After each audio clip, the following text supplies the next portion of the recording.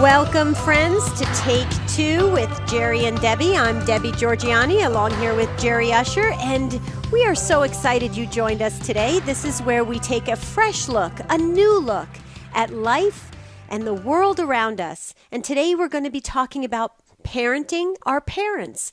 You know, our parents did a lot of work to get us to adulthood. And sometimes, as you know, our parents age, the roles reverse, and we end up caring for our parents and parenting our parents. And so many of us are in that situation right now, and it's good to talk about it because we can grow from it, we can learn from it, and we can actually make it a gift, a blessing, rather than something that seems burdensome. So we want to hear from you because this is a peer-driven ministry. Jerry and I talk about this on a daily basis. You drive the show. You take it to the level that you want to take it to. We're along for the ride. But you got to call in because phone lines fill up quickly at 1-800-585-9396. How do you feel about that topic, parenting our parents, Jerry? Well, yeah, I agree with you. I think barring something outside the normal course of a person's life, and what I mean is if someone, because of illness, disease, or a tragedy of some kind, perhaps dies, earlier than what you would think would be, say, normal, barring something like that, pretty much every one of us is going to face a situation where our parents will need us in ways that we needed them, like you said, early in life. And this can be anything from helping them get to places, to doctor appointments, or to go shopping. If they have situations where they need help making decisions, legal decisions, things like this, physical problems, just getting in and out of bed. Debbie, my own mother, who passed away, it's been just about a year ago this month. Later this month, it'll be a year. My sister and her husband and boys did a fantastic job. They took her into their home in the Seattle area. And until it just got to the point where they, just didn't have the resources, to be able to do everything that she needed. And then she went into an assisted living facility and then passed away. But it touches upon just about everybody's life, I think. Mm-hmm. Well, now you're talking about your sister Mary. She's the only girl in your family. Yes. Okay, and I bring this up, Jerry, because a lot of times for caring for elderly parents, it does fall on the daughter of the family. That sometimes happens, and Mary is the only one, the only female of all your siblings, and so she took care of your mom, and that is so beautiful. And we want to hear from you. Is that happening in your family? Is the daughter expected to take care of the parents? Are sons stepping up and taking care of their elderly parents? We want to hear from you. What is your situation? Sometimes there's huge families and only one or two step up to take care of the aging parents. So every situation is a little different, has a little bit of a different dynamic, but we want to explore it because it'll help us to understand better this situation that's happening, like you said, Jerry, to eventually all of us. 1-800-585-9396. Yeah, let us share your takes, because this could be, it sometimes can get even contentious among siblings or family members. Who's going to do what? Who's going to take on the bulk of the responsibility, if you will? 1-800-585-9396. There are other dynamics. For example, in my situation, Debbie, I live in Southern California. My mother was in the Seattle area, so it simply wasn't convenient. I would have done a whole lot more. And, of course, every time I went to Seattle, I would see her, and we would talk very regularly and so forth. But my sister happened to be the one that lived the closest. So, right. Dear listeners, do you find, that due to circumstances, it's fallen to you to care for an elderly parent? What you share in your takes on this program, we always say it could be a light bulb moment for somebody, who's not really sure what to do, or they don't feel like they can be of more help than they are, or again, just maybe help to resolve some tensions that may arise within families over who's going to do what. So here's the number. Right. It's 1-800-585-9396. And Jerry, you bring up such a good point. I want to also interject this idea that it really is a blessing. It's a gift for us to be able to care for our parents. I do believe in my heart of hearts that God bestows certain graces and certain blessings to those who are willing to do that, and to really do it in an open and loving way, not in a way that it feels like it's something that is, like I said earlier, a burden or something that is just weighing you down, or having that feeling like, I don't want to do this, that resentment that it fell upon you, or it is infringed on your life. So we want to change that a little bit and try to look at, where is God in this? Where is the grace in this, and the blessing and the beauty and the gift? And that's what's very, very important. So if you can also impart that as well when you call in, that would help us to grow and learn as well. 1-800-585-9396.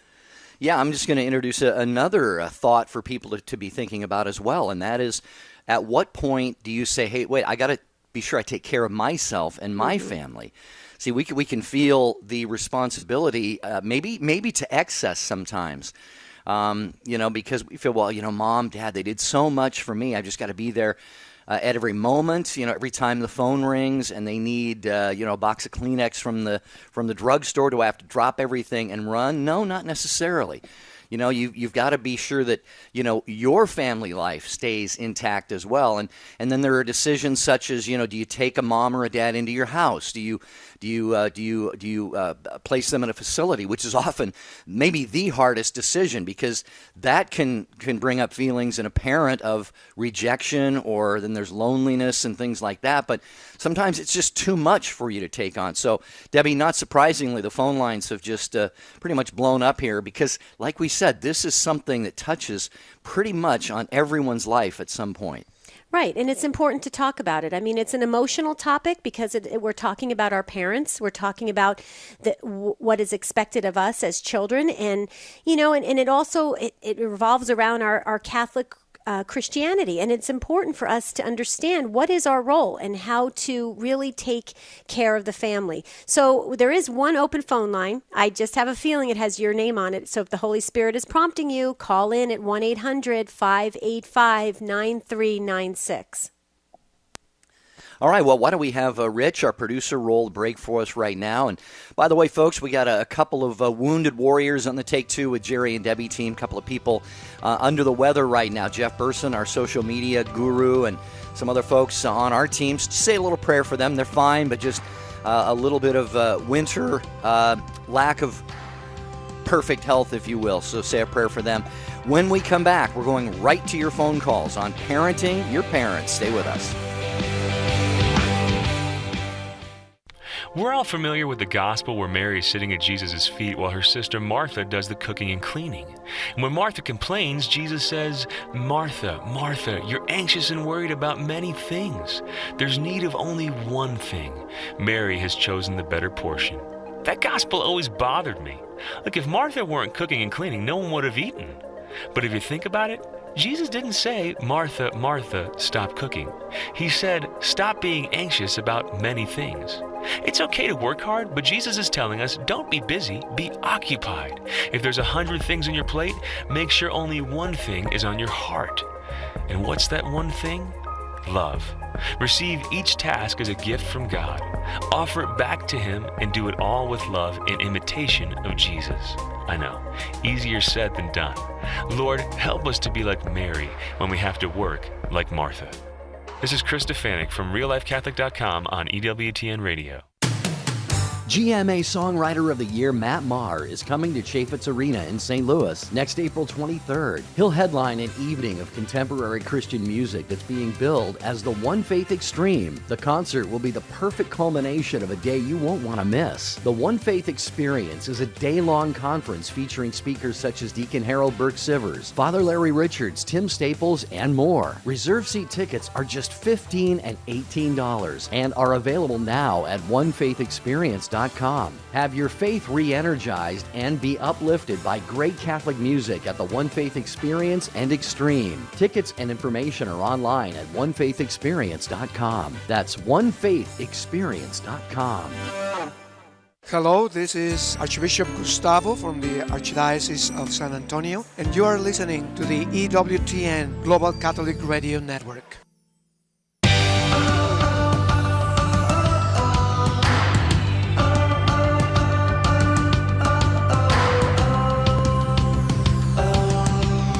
This is your program, Take Two with Jerry and Debbie. We're here to invite and put on the air your takes. Today we're talking about parenting your parents, and what we are referring to there is, our moms and dads. Well, they do everything for us initially in life, and then less and less as we get older into adulthood. But sometimes that table is turned, the roles are reversed, and later in their lives comes the opportunity, as Debbie put it, for us to take care of them in a variety of different ways. We're going to hear from you right now. Danielle is in Charlotte, North Dakota, listening on Sirius XM 130. Danielle, thank you for calling Take Two with Jerry and Debbie. How are you? Hello, Danielle. Hi, Danielle. Yeah. Oh, hi. I'm sorry. No, you're on. Time. That's okay. You. I just wanted to say that my husband and I are taking care of his mom, and we have been for the past 10 years or so. And it's been really difficult. She has 2 other daughters and another son, and they don't seem to take much interest in her. And we have 2 small children, and my husband works like 70 hours a week. So it's taken a toll on us, but I try to look at it as she's part of my salvation. Right. Well, Danielle, let me ask you this question. Are you, I understand you said that it's part of your salvation, but 10 years is a long time. You said it's taking a toll. You have small children. The other family members doesn't sound like they're participating. It sounds like it has resentment starting to built in, or how are you dealing with that? There has been some resentment over some of the times when she's fallen ill and she's required more care. Mm-hmm. And then, it's like we have to beg them to come and help us. And so, yeah, there is some resentment there. I have parents who live here part-time as well, and so I try to take care of them.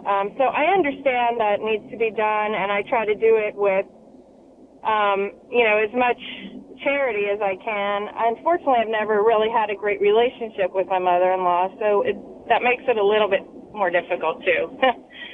Right. So. More graces, Danielle. There's even more graces there than perhaps. Mm-hmm. You know what I mean? That's what I try to keep telling myself. Sure. Yeah. She obviously is made in the image and likeness of God, and she has the same dignity as every other human person. And I try to just look at her as someone who, needs me, and that I need to try to just be there and swallow my pride and, be humble. Right. Well, and Danielle, you're also, doing that. You're doing it for God, and that's the beauty of it. And I think sometimes when some of these situations fall in our lap, and it's really, we have to step up and be that strong Catholic Christian and bear all that weight. We're really doing it for God. And so if we can remember that, it helps us not have some of those feelings of, wow, I got stuck with this, or the resentment's building up, or even the anger. And it really is, I believe, and I'm saying this from experience, Danielle, so I just want to let you know that my husband and I helped my mom. We were the primary caregivers for my dad when he passed in 2010, and now my husband and I and my sister are the caregivers for my mom. And so I'm speaking from experience that it's a daily thing to really remember that there are graces, there are blessings, and it really is a privilege and an honor to be able to be in that capacity. I would much rather be where I am right now as the caregiver than to be a sibling that had no part in taking care of my parents. So I don't know if that at all can it's the way you kind of look at it. And so it's a constant reminder, because on the day-to-day basis, you're doing the daily routine of it, but you got to constantly keep it on the forefront of it. It actually is a blessing, and it may be an eternal blessing for you and your husband, but it's a blessing. I don't know if there's any final comments, Danielle. Yeah, I totally agree with what you're saying. I come from a very close family. My parents were born and raised in Sicily, so I guess I marvel at how some children have no interest in taking care of their elderly parents, and that's, I think, what irks me more than anything else, because I can't imagine not being there for my mom and dad. So that's all.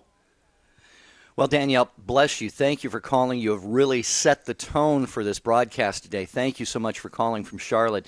And Debbie, just her last comment there, I think is proof that her parents obviously did a good job, and her husband's parents, because if she has that attitude, that she can't imagine not doing something. And just one other thing I wanted to mention here with regard to those who have kids like Danielle and her husband, I would see this. It's a great example, a great witness for the children, because I'm sure that Danielle and her husband bring them along when they do things for his mother. And so it teaches them to come out of themselves and to be generous. And, not that they would do, and nobody should do it for this reason, but when Danielle and her husband, if they should ever need any, assistance from their kids, what's the first thing their kids are going to remember, Debbie? They're going to remember back to when they did it for Grandma. That's you exactly see what I mean? right. So oh yeah, the connecting the dots here is really all over the place. absolutely. And I'm so glad Danielle called in, and she was the first caller. And I don't know if you caught that, Jerry, but she said that her parents are from Sicily. So you just got to imagine a warm, loving family from one Sicilian to another. Danielle, thanks so much for calling, and God bless you. And continue with the blessings that you are getting, because you're doing a great work, a great ministry work. Okay, we're going to move right along to Rodney in Kentucky, listening to Take Two. Welcome today, Rodney. And what is your take on this subject? Appreciate that. I would praise Danielle for the job that she's doing with her parents. My take, had a little different experience. My parents were basically they were able to sustain themselves up to the last. My father had a heart attack and passed away suddenly, and then my mom had died of cancer and was with our help getting to and from treatments and so on, was pretty much self-sustaining until about 2 weeks prior to her death. And we had such a great memory of being there as a family to take care of her those last 2 weeks. And the closeness. And with my wife's family, her father and mother started needing some in-home care, was able to get someone to come in and spend the night, but all the children came in and would rotate times to help out and give baths and take care of until my father-in-law passed away. And then my mother-in-law lived, and she was probably early 90s when her husband passed away, and she lived on her own. We had told her she could come and stay with us at any time, and she lived on her own till she was about 96, and she fell, didn't break anything. And she told my wife, she said, I think I'm ready to come live at your house. And I guess the point I'm making is she set an example for us. She was such an inspiration, the way she handled the changes in life. Mm-hmm. I think part of our challenge, to the other side, as adults, myself getting older, is making sure we go through the changes and help our children help us through the changes, and to minimize the impact we have on them. Now, and I guess the example I'd set with my mother-in-law, she came in one day in her mid-80s and had driven home in a bad rainstorm, parked her car and said, I don't want to drive anymore, and never drove again. It wasn't that fact of we had to, take the keys away from them and say you can't do that. I think, again, I would encourage us as we get older to try to minimize the things that our kids have to go through and realize, I guess, the importance as we can. And, again, I think we've been blessed to have parents and in-laws that were such a blessing to be around and be with. And I know we don't have a choice on the way we pass or our condition. But again, I think it behooves us, and we learned so much from my mother-in-law and the way she handled life and changes in life, and accepted those changes and moved on. When she moved out of her house, she said, I'm going to come down. We got her bedroom, her bed in her chest, and she said, everything in the house, you all do what you want to with it, get what you want. We'll sell the rest, or y'all can sell the rest. I have no interest in it. And it was just, again, I think such a good example of how to age gracefully. So I guess that's another thing that we've been blessed in the good Lord. I say that very humbly because I know that's not always the situation for everyone. Well, Rodney, one thing that I'm hearing from these first two calls, Danielle and now your call, for Danielle, it's been 10 years, and her mother-in-law, they're still caring for her. I know with one of your parents or in-laws, I think you said, the one died suddenly, and the other, basically was self-sufficient up until shortly before her death.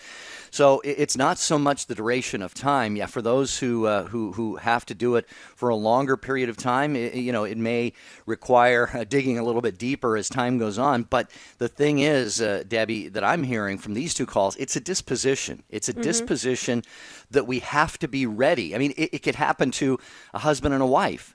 Right. Newlyweds, they could be married, and 2 weeks later, the husband or the wife is in a car accident and invalid for the rest of his or her life, and not any imminent death. So it could be 50 years of caring for somebody. There has to be that interior disposition that says, I'm ready to do what must be done when the time comes around. Right. And I'm glad, Rodney, that you brought this up, because it reminds me actually of my dad. He suffered a really long, very intense cancer battle. And when the hospital told him that there was nothing more they could do for him, basically go home and prepare to die. My dad, up until the very last couple days, he was still doing the checkbook and making sure my mom was going to be okay, and going through insurance stuff and making sure we had all of the arrangement. My dad was still, he knew, and he had accepted his fate, and he did it with dignity, and he had a strong disposition. And I think that is important. But I also do think that comes with a sense of maturity and knowing, where you're at spiritually. I think there's this a kind of a full approach to death. When you look at death, you really have to. You can't just. It's not a one-size-fits-all for everybody, how they die with dignity.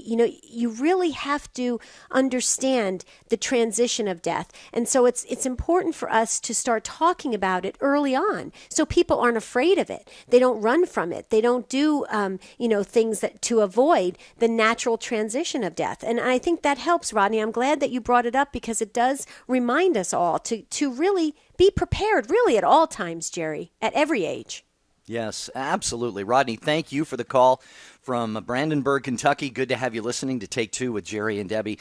All the other lines are full, so if you are on one of them, thank you for your patience. We will get to you, but we have that ominous hard break coming up here in just a moment that we have no choice. It'll take the break whether we stop talking or not. So hang in there with us here for just another moment on Take Two with Jerry and Debbie, and we will get to your phone calls at 1-800-585-9396. 1-800-585-9396. Today our topic is parenting your parents. And for all that they have done for us, are you one who finds yourself in a position where mom or dad or an in-law perhaps is infirm or disabled in some way and just needs some extra care? Are you stepping up? Are you answering the call? How are you doing that? How are you taking time still to keep your own life and family in order as well? Hard decisions have to be made. Do they move in with us? Do we find a facility for them to live in? And then there's affording that as well. So a lot of things here, but as Debbie put it so well earlier in the show, it all really gets back to we're doing it for the Lord. We're doing it for God. That commandment to honor our father and mother. So we're coming right back on Take Two with Jerry and Debbie. Stay with us. EWTN is now on Twitter. Get short, timely messages from EWTN on your computer or cell phone. It's easy to stay up to date on a wide variety of topics. Pro-life news, Vatican announcements, catechesis, apologetics, the latest EWTN programming, and more. You can link to EWTN on Twitter from our homepage or go to twitter.com/EWTN. At work, at home, at school, and on the road, stay connected to your world with EWTN's Twitter page. From the archives, this is the wisdom of Mother Angelica. The Eucharist is the one presence of Jesus that's real. It is the presence of God. He promised to leave. I will not leave you orphans. There is no comparison between the other presences of God. The presence of God is in His Word. The presence of God is in me and you, or you would dissolve into nothingness. The presence of God is in creation, in the air we breathe. But when that priest says, "This is my body and this is my blood," that is the real presence of God. Body, blood, soul, and divinity. It is Jesus Himself, alive. For more about Mother Angelica, visit EWTNRC.com. Something amazing is happening on EWTN. One wildly dynamic speaker and a team of young missionaries are on a cross-country road trip, spreading their message of hope in Christ. Their passion is awakening youth to the power of God's love. It's energetic, honest, affirming, like nothing you've seen on TV before. You're Amazing with Justin Fatika, Thursdays at 10 p.m. Eastern on the Global Catholic Network, EWTN.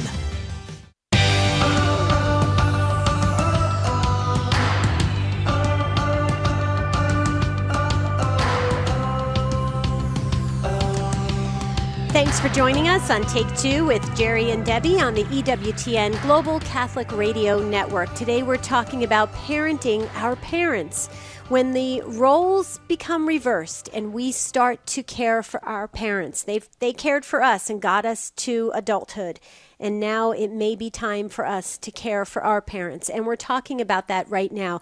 So we're going to move right along to Rosie in Oregon, who you've been waiting so patiently. Thank you so much. Welcome to Take Two with Jerry and Debbie. What's your take on this parenting our parents topic?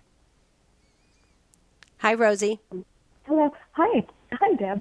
I've Hi. spoken to you and Jerry before. On this issue, I am a caregiver, a nurse, and I've seen, a realm of things. But what is standing out to me for any of the elderly listeners is my mom is 90 and has always been involved in the church.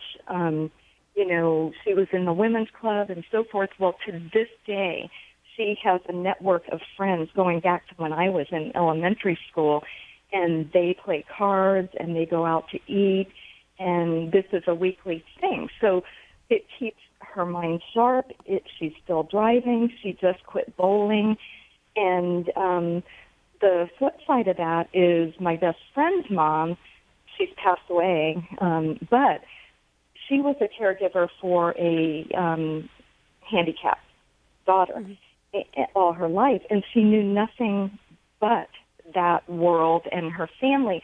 And as she got older, she was always feeling like, oh, they're not spending enough time with me. And, so I told my friend, take your mom. Don't just send your mom. Go with your mom to the women's club at church and see if she would like this. Well, they welcome both the mom and Peggy, and the mom happened to be very into knitting and crocheting and got into the ladies group there that every week they were making little baby caps and baby blankets and prayer shawls, and her world was then fuller than ever in her whole life. And I urge people to stay involved. I went back and took care of my dad when he was on hospice and back in Florida, and it was the most rewarding time of my life to be able to do that, because my sister is close by and is hands-on whenever necessary. And I went back and took care of my mom for her total hip in her total knee and was 24/7 for a couple weeks. And it's so rewarding to give that to your parents. And we're doing everything under the sun to keep my mom from having to go into a nursing home because she doesn't want that. And I highly recommend getting involved when necessary.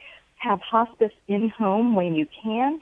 It's the little things, cutting their toenails, helping them brush their teeth, that sort of thing. So I won't take up any more of your time. I just wanted to add that. And I'm sorry, I do see some men giving wonderful, loving care to their parents who are hospitalized. Absolutely, absolutely. And Rosie, let me share something with you. First of all, thank you so much you said you're a nurse and a caregiver, and it's so beautiful to hear, the joy in your voice and to inspire all of us to get our parents to be involved. I think that is huge because I know I will. My mom's listening right now. She listens to the show every day. She's 85, and I bug her every single day. Rosie, you'd be proud of me. Every day I say, "Mom, get on the treadmill. Mom, get down there and do the puzzle class. Mom, get down there and do the exercise class."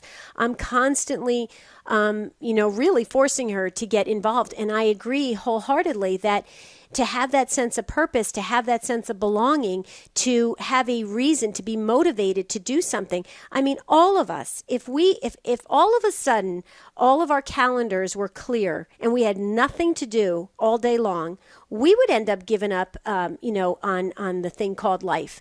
Okay, you have to have a reason to get up in the morning, get dressed, go and belong to a group or go and take part because that's what we are meant to be as human beings. We are meant to be connected and to belong and not to be isolated. So I think that was great advice you gave thousands of people right now, Rosie, because I think it'll force other people that are aging to get up and move and be part of a group. So I thank you for reminding us to do that with our parents. The bingo at the church or whatever. It's social. And so they're not focused on themselves and they're hearing the day-to-day stuff that other people are going through. And it makes them feel a little sympathy rather than have to focus on their ailments. Right. So I think it's cool. So Thank you and Jerry for your time. Thank you. Oh, thank you, Rosie. Thank you, Rosie. Yes, keep calling. Debbie, can I have that cleared calendar for just one day? You would never. Please? You're going to have a full calendar until the day you take your last breath. Oh, yeah, you're right, though. It is great to have purpose, and God is good, and the things He calls us to do. And we're going to continue along with your calls right now. Melanie, listening to the Station of the Cross in Buffalo, New York. You are next on Take Two with Jerry and Debbie. Hi, Melanie. Welcome to the program. Hi, guys. How are you? Good. How are you? Better now that you called. I'm. Thank you. I am a widow of 5 years, and I now live with my 91-year-old mother-in-law. And wow. I'm telling you, be careful what you pray for. God knows better than anyone what needs to be done to smooth the rough edges off on us. And right. And my husband was my in-law's only child. So he died. Both my in-laws were still alive. And my father-in-law died last year. I'm sorry, I'm getting a little twisted up in the story. My father-in-law died at 93 last year, and they've been together for 64 years. I have been in my own apartment for the first time in my life in my 50s for 3 years. After my husband died, I had to sell my house. And in November, call it an inspiration of God, this thing of, it's time to move. I need to move in with her. She's still in her own home. We had to cut back on a lot of aid. She got very used to a lot of aid care, but she's running out of money.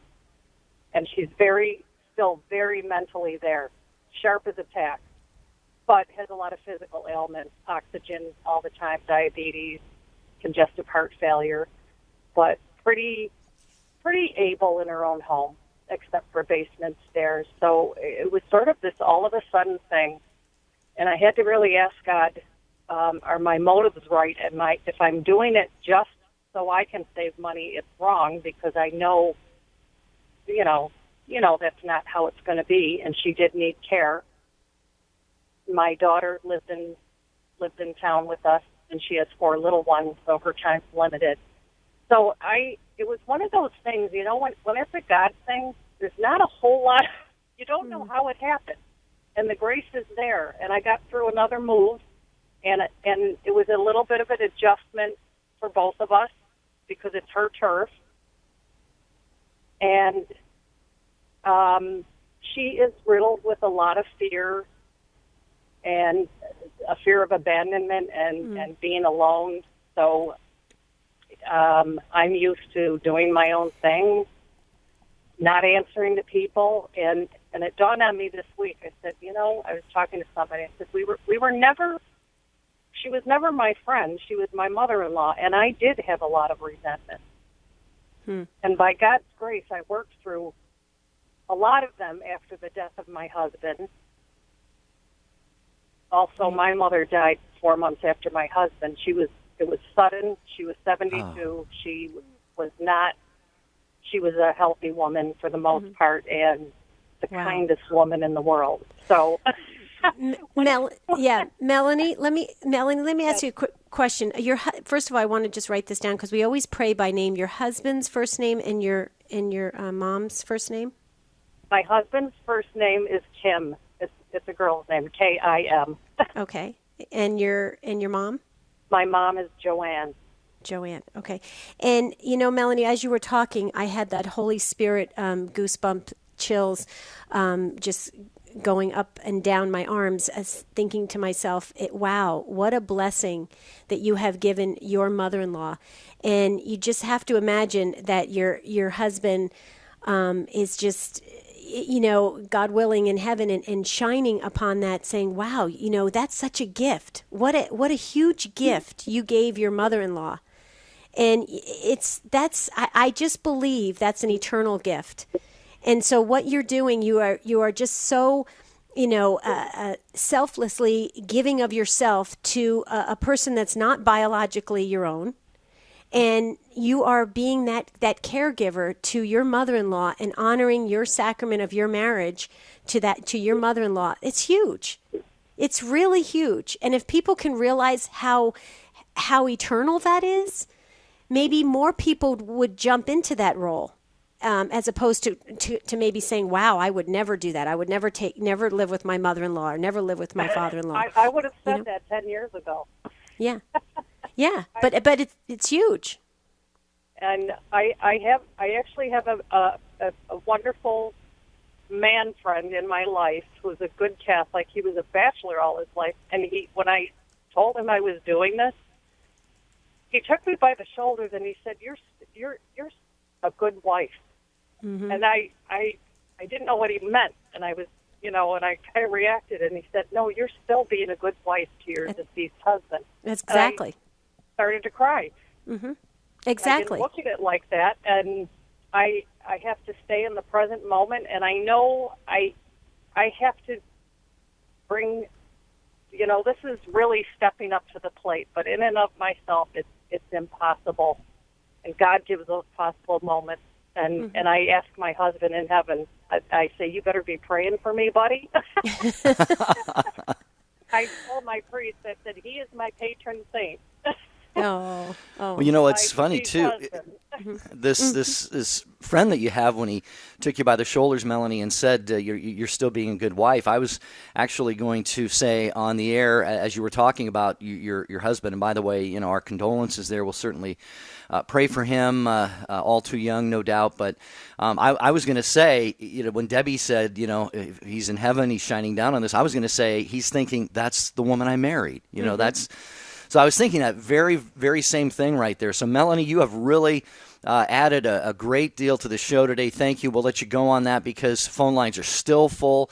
It is just an important topic. Parenting your parents. Are you taking care of or being taken care of by your kids? Maybe you're taking care of an elderly or a disabled mom or dad or an in-law. We've heard a lot of people taking care of in-laws today. Really, sometimes even, Debbie, stepping up and doing heroic work when it gets right down to it.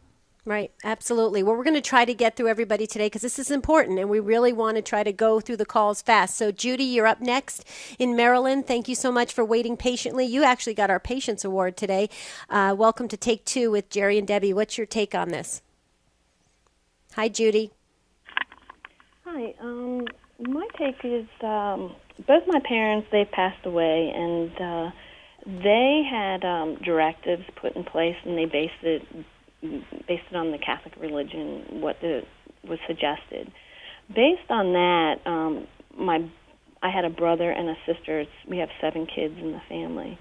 And based on their directives, there was one person who was in charge of all their medical decisions. And as they aged, they both were in assisted living. Mm-hmm. They both had declines. But we had one person who made final decisions for them. And then that included their care in the hospital before they passed, but also while they're in assisted living. And that made a huge difference because there wasn't a lot of confusion as to who was making the decisions. And on the flip side of that, there was another person who would handle, as the executor, that was separate from the medical decisions.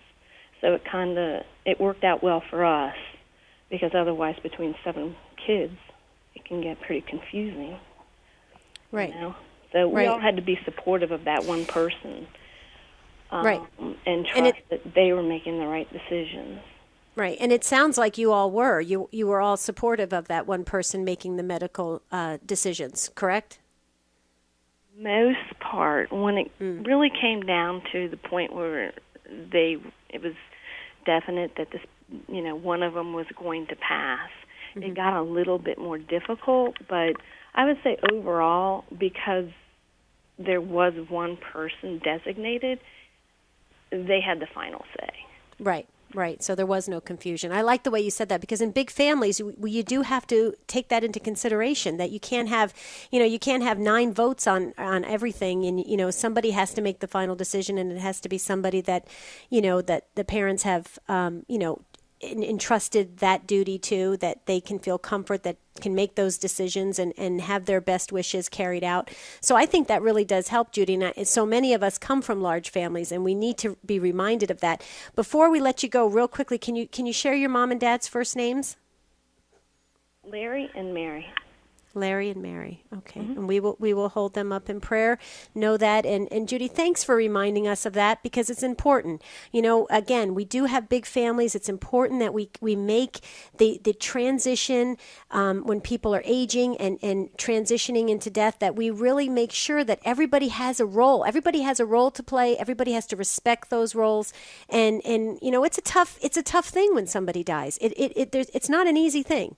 And emotions set in and all sorts of feelings, maybe unresolved feelings with parents can rise up. And so it's really important that we make sure we get that set. So thanks, Judy. Thanks for that take on this. And we're going to move right along to Alex in Los Angeles, listening on Sirius XM 130. Hi, Alex. Thanks for waiting so patiently. Hi, good morning. Thank you for taking my call. Sure. I have a question. I've been taking care of my mom and dad. My dad passed away 5 years ago. My mom is 73, and even though I have 2 other siblings, they really do not help especially when the last 5 years of my dad's life. And then now that my mom's 73, she's in good health, but when she does get sick, I'm the one that's always there for her, taking her to the doctor. We've admitted her to ER once in a while, and I'm the one that's always there. When I ask my brother and sister for help, they kind of get upset, or they can't, or whatever the situation is. But this causes arguments between my husband and I. So my question is, I did get married in the Catholic Church, and I did promise of course, to leave my mother and my father and become one with my husband. So am I going against that vow that I made when I'm taking care of my parents? Yet it bothers my husband that I'm there so much. I don't know. I don't know if I'm sinning or not. I don't know if I'm doing anything wrong. No, Alex, you're not doing anything wrong, certainly. Everything that you've described, anyway, is a very good thing. We talked early in the program. I don't know if you were with us at the start, but there are lines, I think, that have to be drawn, at a certain point. We can do whatever we can do without having it have a sort of a negative impact on our marriages, on our raising our kids, living our family lives, and just keeping our family together and not having these issues of, say, strife or tension between you and your husband come up. So it's really a fine line. And Debbie, I'm going to toss it to you to see if you have any thoughts on this. But it certainly in no way violates a sacrament. And Alex, I don't remember if you mentioned, what is your mother's living situation right now? Is she in her own home? Or you said she's still pretty healthy, right? As a matter of fact, I'm on my way to her house right now to take her to the doctors because she's been sick for 8 days, and they can't figure out what's wrong with her. She's 73. She lives alone. She lives about an hour away from me. I have my siblings living literally next door to her and do not raise a finger to try to help her. But so this is the type of care that I give her, and it bothers my husband. But I must say that, when I do go and take care of my mom, my home, I take care of my home first. I take care of my husband first. I have 2 little girls.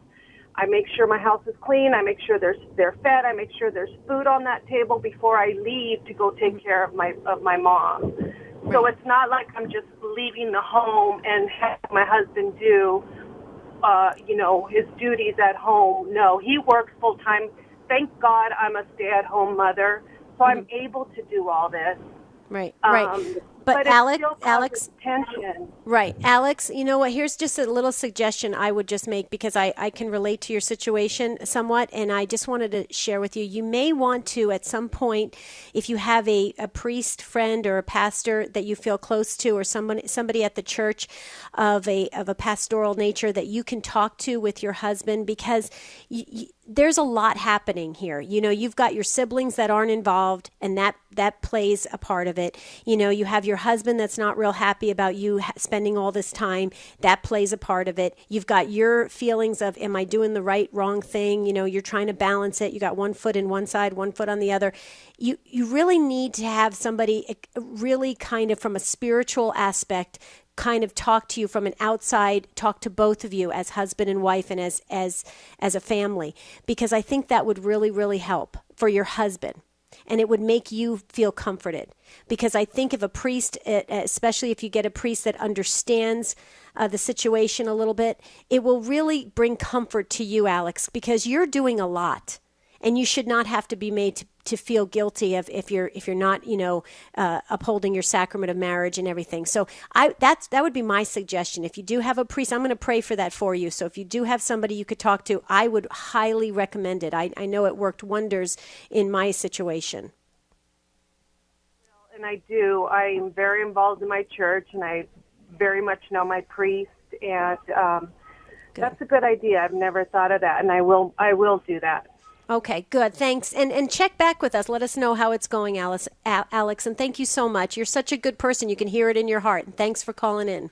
Yeah, thanks for what you're doing. And it just highlights, again, I'm not saying this about Alex's situation or siblings, but I don't understand it. I mean, when I mentioned at the start of the show, there were the hundreds of miles between me and my mother, so I really couldn't be as involved in helping my sister and her family take care of her in her latter years. But I cannot understand the mindset of a child pretty much just saying, well, you know what, good luck, be warm and well fed, especially in the proximity that Alex's siblings are. Again, I don't know this. I don't know them. I don't know the situation, so I'm not, necessarily, pointing a spotlight on that situation. But just in general, Debbie, the mindset, I don't understand it. But Right. we're going to get to Angie in Virginia. Jerry, yes. I can just tell you, though, your situation is unique. It's actually more common to have siblings that there are some that just kind of disconnect. So you were very blessed in your family situation.